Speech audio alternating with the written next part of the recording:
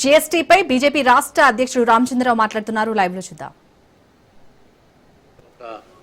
వస్తువులపై ముఖ్యంగా hair oil కావచ్చు, అది కోకోనట్ ఆయిల్ కావచ్చు, మిల్క్ ప్రోడక్ట్స్ కావచ్చు, ఈ రకమైనటువంటి ఒక దీంట్లో మొత్తం ఈరోజు వారు చేసినటువంటి ఒక ఆల్మోస్ట్ ఫ్రీ చేశారు. జీరో చేసినటువంటి కొన్ని నిర్మచిత్రంగా ప్రెస్లో చెప్పారు.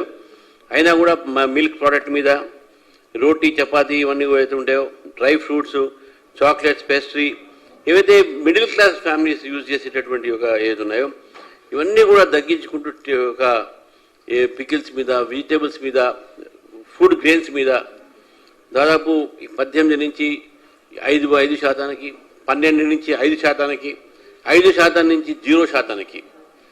ఈ యొక్క వ్యవస్థలో దాదాపు మొత్తం దేశంలో కూడా మిడిల్ క్లాస్ ఫ్యామిలీస్కు తక్కువ ధరలో అత్యవసర వస్తువులు దొరికేటటువంటి ఈ ఒక అవకాశం వచ్చింది. ఇది ఒక పెద్ద మార్పు, పెద్ద ఆర్థికమైనటువంటి పెద్ద నిర్ణయము. ఈ నిర్ణయాన్ని భారతీయ జనతా పార్టీ స్వాగతిస్తూ ఉంది. భారతీయ జనతా పార్టీ తెలంగాణ ఈరోజు వారిని స్వాగతిస్తూ నిర్మలా సీతారామన్ గారికి, నరేంద్ర మోదీ గారికి మా తరఫు నుంచి మేము ధన్యవాదాలు తెలుపుతూ, మరి పేద ప్రజలు కూడా ఈరోజు గుర్తుంచుకోవాలి. ఒక కాంగ్రెస్ పార్టీ ఈరోజు నరేంద్ర మోదీ గారిని అనేకమైనటువంటి మాటలు మాట్లాడుతున్నారు. ఏది దొరకకపోతే వారి మీద, ఎవరు ప్రజలు నమ్మకపోతే చివరికి నరేంద్ర మోదీ గారి దివంగతమైనటువంటి వారి యొక్క తల్లి గారిని కూడా వదలట్లే.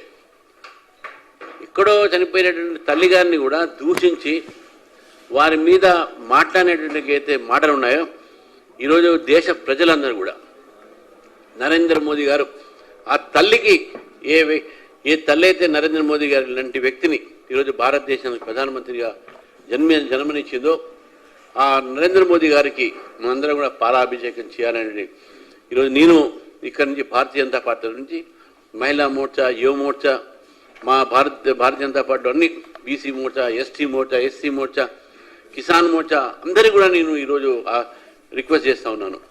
మీ మండలాల్లో కూడా మొత్తం నరేంద్ర మోదీ గారికి ఈ జీఎస్టీ తగ్గించి ఇటు రైతులకు, విద్యార్థులకు అందరికీ కూడా ఈరోజు మహిళలకు, గృహిణులకు, మధ్యవర్తి తరగతులకు ఈ ఊరట ఇచ్చినందుకు పండుగ సమయంలో బతుకమ్మ, అదేవిధంగా దీపాలు రాబోతూ ఉంది. మరి ఇప్పుడు రకరకాలైనటువంటి మనకు పండుగల సందర్భంగా, వినాయక చవితి, నవరాత్రుల సందర్భంగా ఇది ప్రకటించినందుకు అందరూ కూడా పాలాభిషేకం చేయాలి రేపు అని అందరినీ కూడా కోరుతా ఉన్నాను.